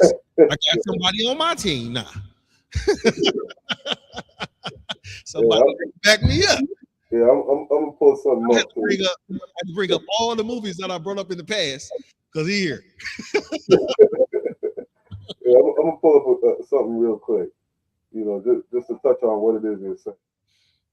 All right, this it says. I'll go up. This is from a website called Scholars Strategy Network. Okay. It says, I'm just going to read this one part. It says, harms from portrayals of racial and ethnic minorities in media. It says, researchers have found that prolonged television exposure predicts a decrease in self-esteem for all girls and for Black boys, but an increase in self-esteem for white boys. You know why, right? God. You know why? Because the sisters is shaking their ass on these. Name me a show where, name me a show that's on television right now where it does not portray a brother as homosexual in it. Right. Right. Name me a show that don't portray a brother as homosexual or portray a sister as a whore. Right now, if you want to look at their shows, They got shows like Young Sheldon that portrays a little white devil as a fucking genius. Right. You got Malcolm in the Middle, right? You know what Malcolm in the Middle was? The white everybody hates Chris. That's what it is, right? And everybody hate Chris. Malcolm don't go through the hardship that Chris went through, right? Because Malcolm family wasn't poor. So when you start to compare, mainstream black media to mainstream white media, and look how it's portraying our people. Now, what they will do is they portray their people as police officers and heroes. You know what I'm saying? Think about it. They save the day. Oh, there always got to be a white man or a white woman that saves the day. What was the Quentin Tarantino movie with the 5 female ninjas? Kill Bill. You see what I'm saying? Kill Bill. Now you seen that one? I see that one.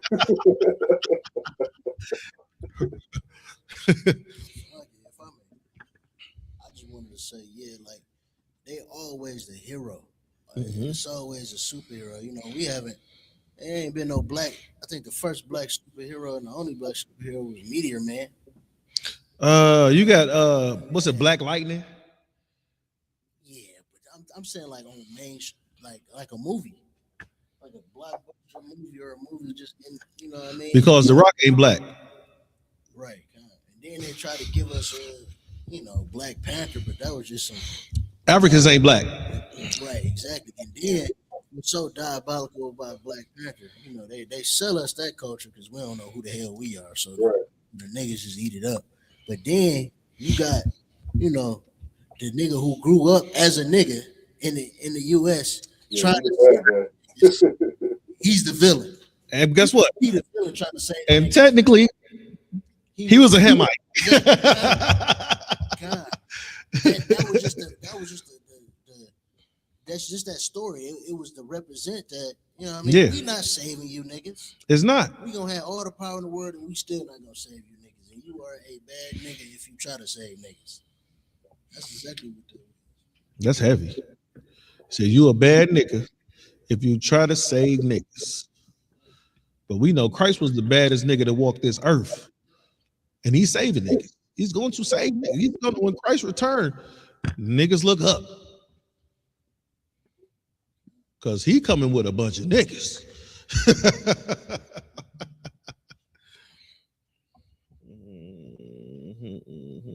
I'm gonna finish this up. I got a video too to play. Time, bro. So this just ending this out, it says these differences correlate with the racial and gender practices in Hollywood, which predominantly cast white men as heroes while erasing or subordinating other groups as villains, sidekicks, and sexual objects. Studies also show how media images of Native American mascots lower the self-esteem and affect the moods of Native American adolescents and young adults who suffer from high suicide rates. You know what I mean? So again, it's just showing, there are other nations who can sit there and watch TV and not be affected. You know what I mean? White people can watch TV all day, and it's gonna bring their self-esteem up. You know what I mean? It's gonna make them feel like they're the hero, like they're the good guy. Which is why in the UPK we say one of the most important things, you know what I mean? One of the most valuable pieces of wisdom you could have on this earth is to understand that our oppressor is the devil. Damn right. He is the greatest deceiving piece of shit, you know what I mean, that you could ever imagine. He'll make you think that, he is holier than thou. Meanwhile, he's number one in unaliving, his whole family and then putting a bullet in his own head. He's number one in school shooting. He's number one in terrorism. He's number one in gang violence. He's number one in drug dealing. He is the most filthy man. He is what's that brother at the headquarters say? Yatazak. He is a goddamn virus on this earth. You know what I mean? But yet, even being that virus, he can watch TV and he can get better self-esteem. He can walk out that door and feel good about who he is. Why? He's motherfucking Superman on the Hey, look, he's Superman, right? He's Superman. But when it comes to being super, I ain't seen no white LeBron James. You know, I ain't seen no. You know, think about this: Michael Jordan, Usain Bolt. we do everything better than them, right? Understand? Superman, when it first came out, was his first cast as being a black man. And think about it, right? It's just if you look at it, he was supposed to have been a black orphan, right? That gained superpowers.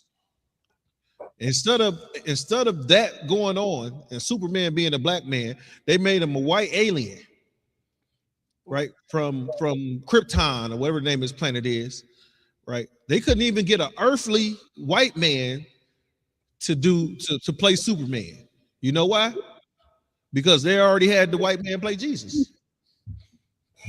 Hey, so to water to that, Ahava, I mean, let me not forget that they portrayed the greatest man that ever walked this earth as a devil.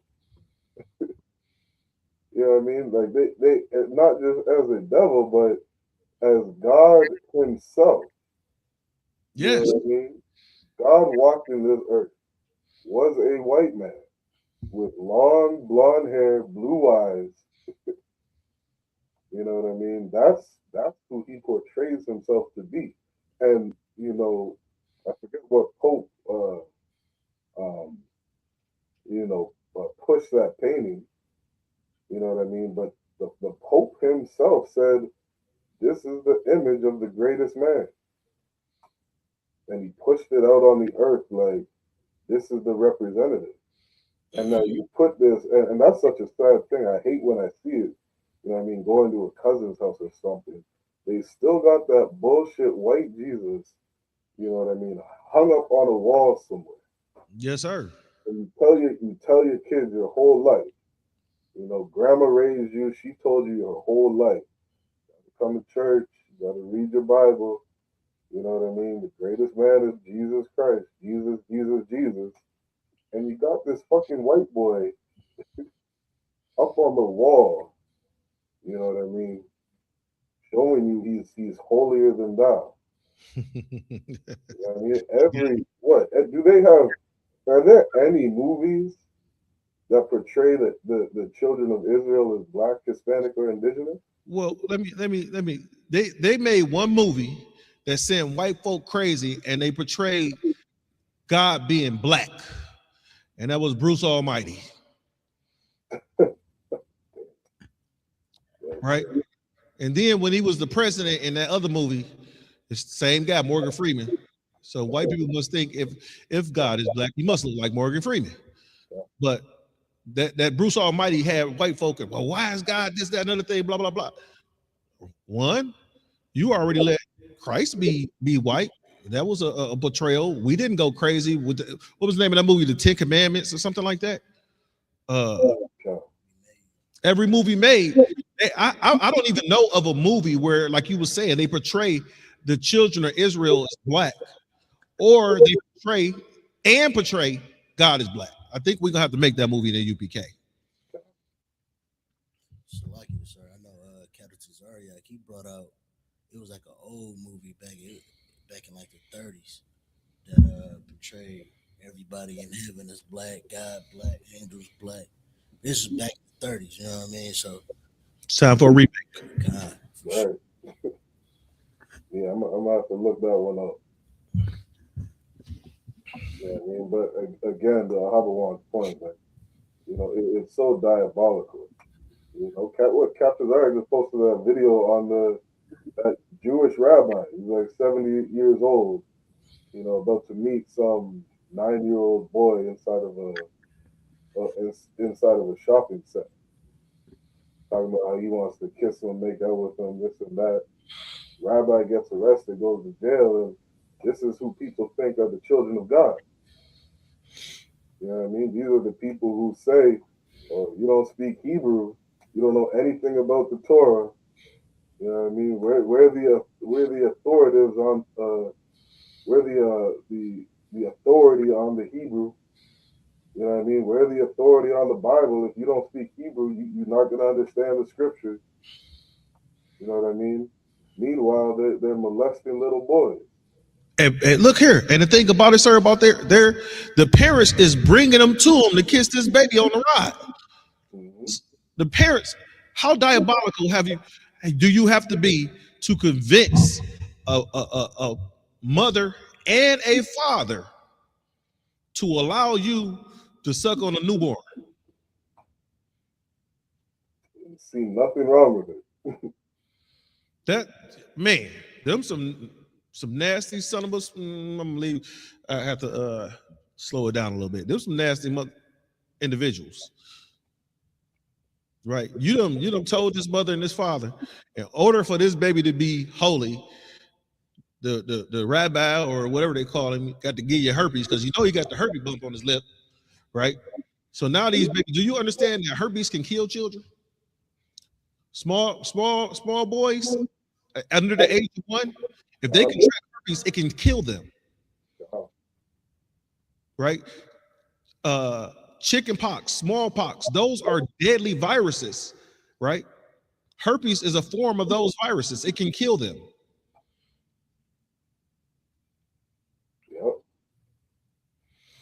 Man, and you bringing your son to this dude so he could go ahead and give him a smooch. And then you want to say, but the issue is you say you follow the Torah, but you can't show me in the Torah where God told you to kiss a baby dick.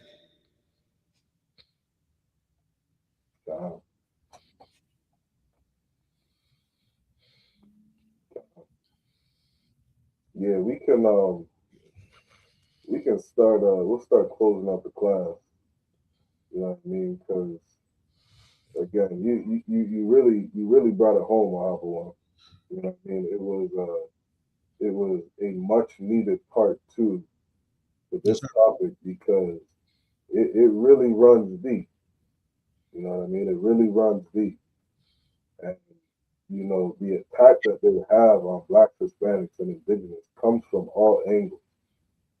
You know what I mean? I should have there's an FBI article that probably would have been good to read in this class, but it would take me a minute to find. So I have to bring it up another time. But you know, the FBI has played, you know, just furthering onto this point, you know, such a heavy role, you know, on this topic in the destruction of our people.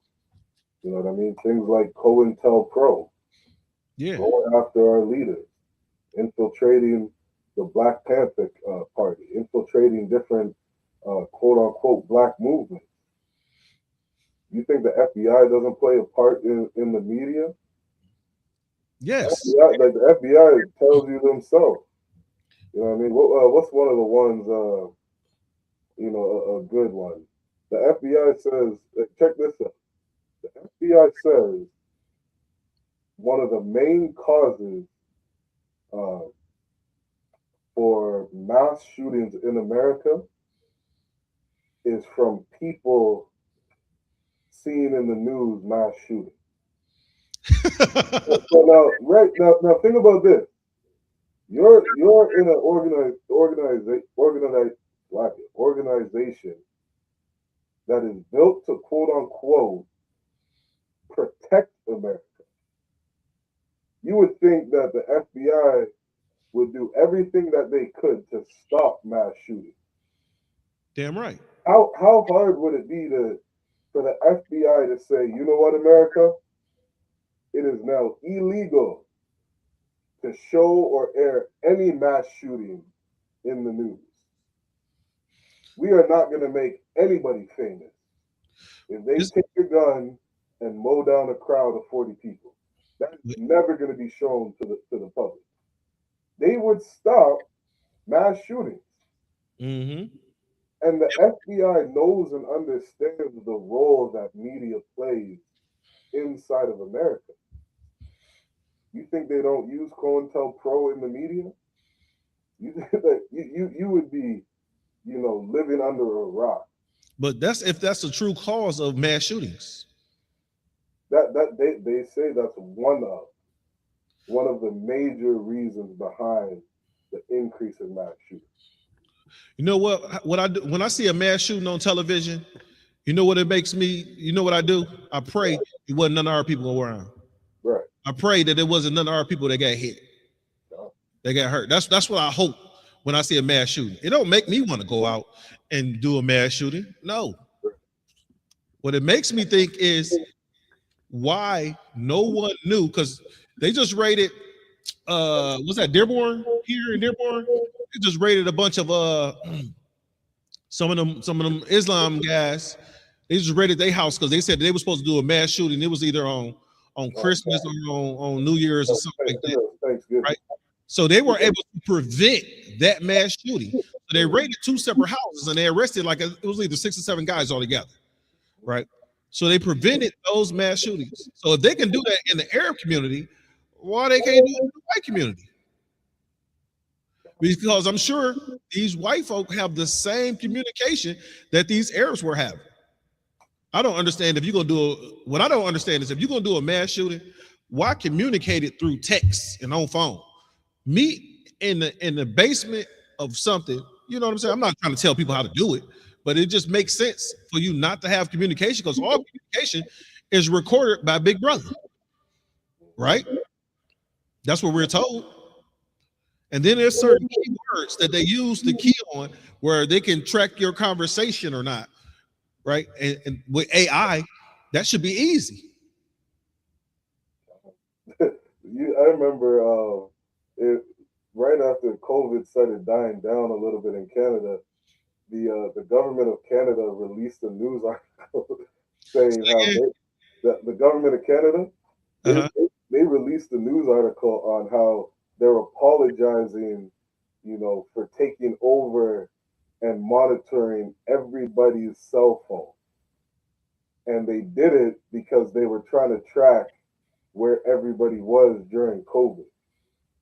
And it was like, damn, so y'all were just, watching me, listening to every conversation, every text message, you know what I mean, at will. You know what I mean? They can be listening to my phone right now. You know what I mean? And they released it. So it's like, it's not a secret that they have the ability to do it. If I may, sir. Wow. Now, the reason why I believe that's bullshit is because if you tracking every single phone, right? You got people staying in the house. It's COVID. How the fuck cocaine and fentanyl and opioids still getting in the country? You should have been like, oh, them the people that's moving around. Let's chase them. No, because they bombing these boats out of Venezuela left and right. They bombing these boats, and now they got drones flying over, bombing some of the interior, right? Right? You know what boats got drugs and what boats are fishing boats coming out of Venezuela. You know which houses are manufacturing and producing cocaine and which houses are not in Venezuela. But you trying to tell me you still got fentanyl by the metric ton and cocaine by the metric ton? The issue is, I'm not gonna say that. I'll tell you that off air. But I will say, let me give you this, Aboy. United States looking for a different supplier. That's all it is. Let me give you this, Aboy. I'm gonna give you this, and then we'll end up the class. All right. Let's play this real quickly. Okay, this is the Toronto mayor, Rob Ford. Oh, I remember he was doing coke. Huh? That's why he wants to be involved in everything. He wants to fight everybody's battles, and it's going to kill you. Excuse me, kill you. Not kill fucking. Don't do it. Your kids spend. Your kids are important to you. That's what drives you, baby. That's what I love. That's why we love you. Okay. No, you don't know. Your children.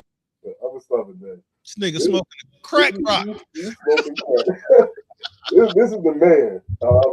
This is why they let the drugs come in, because all the goddamn mayors and politicians are all drugs.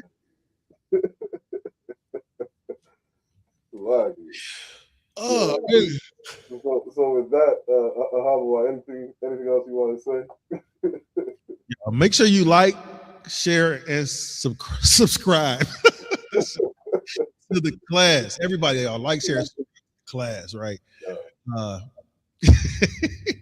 It's funny because when the crack epidemic hit, you know, the inner cities of America, right? When it hit the inner cities of America, you got these things called crack babies that they was pushing, right? You got the, and you know, crack babies are this, crack babies are that, and we were told that 60% of babies was born with crack cocaine in their system, when it really, in actuality, was less than 3%. Right. Yep. Right. And now you got the mayor of Toronto on video smoking crack. I haven't seen one black person on video smoke some crack. They got videos of this man going in alleys and buying it. Ahaba. Say that again.